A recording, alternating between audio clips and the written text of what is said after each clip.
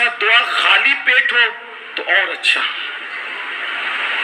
اس لیے کہ خالی پیٹ دعا کی بڑی برکت ہے۔ پھر اس کے بعد دعا میں رٹے رٹائے الفاظ نہ ہو بلکہ بے ساختہ نکلے ہوئے جملے ہوں۔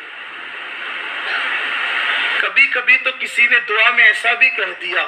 کہ اللہ میں تیرا رب اور تو میرا بندہ، بخاری شریف کے الفاظ کسی نے آج اجلت میں کہہ دیا،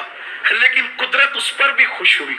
قدرت کی طرف سے کوئی فتویٰ نہ آیا، اٹھا کر کے دیکھ اس نے کہہ دیا، خوشی میں کہہ دیا، جذبات میں کہہ دیا، حالانکہ یہ کہہ نہیں سکتے مگر نکل گیا اس کی زبان سے، اس لیے کہ اس کے یہاں تو زبان کے الفاظ نہیں بلکہ دل کی نیتیں دیکھی جائیں۔ بخاری شریف کے الفاظ ہے، وہ جو بندہ جس کے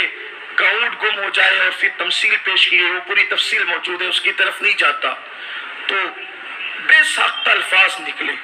اللہ کی پہلے تعریف کرے، حمد کرے، حضور پہ درود پڑھے۔ امام المتکلمین مولانا نقی علی خان علیہ رحمہ احسن الوعاء میں لکھتے ہیں کہ دعا پرندہ ہے اور درود اس کے پر ہے، وہی پرندہ اڑتا ہے جس کے پر ہوتے ہیں، تو وہی دعا قبول ہوتی ہے جس کے آگے اور پیچھے درود پڑھا جاتا ہے۔ اس لیے درود سے شروع کرو، درود پہ ختم کرو، پھر اس کے بعد عاجزی کرو، گڑ گڑاؤ، اپنے آپ کو کائنات میں سب سے حقیر سمجھ کر پہلے اپنے گناہوں سے معافی طلب کرو، پھر اللہ سے جو مانگنا ہے مانگو،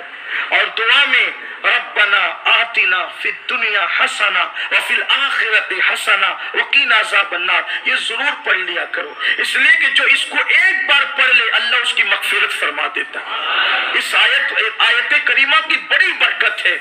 یہ جامع دعا بھی ہے اور یہ مغفرت کا نسخہ بھی ہے۔ رو دعا کے اندر اپنی مادری زبان میں دعا مانگو تاکہ ہم سمجھ سکیں کہہ کیا رہے ہیں۔ عربی میں یاد کر لی، بہت دعائیں یاد ہے، پتہ ہی نہیں ہے کہ مانگنا کیا چاہتا ہے،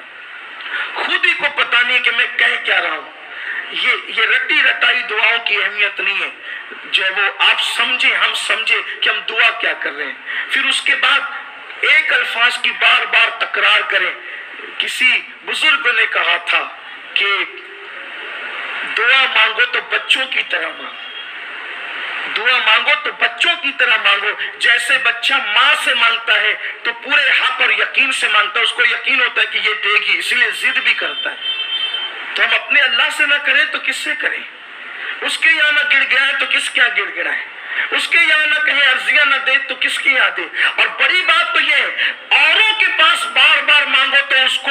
برا لگتا ہے، اور اللہ کہتے ہیں جو مجھ سے مانگنا چھوڑ دے میں اس سے ناراض ہو جاتا ہوں۔ جب بندہ مجھ سے زیادہ مانگتا ہے تو میں اس سے خوش رہتا ہوں، اس لیے کہ اس کے یہاں عطا ہی کے لیے خزانے ہیں۔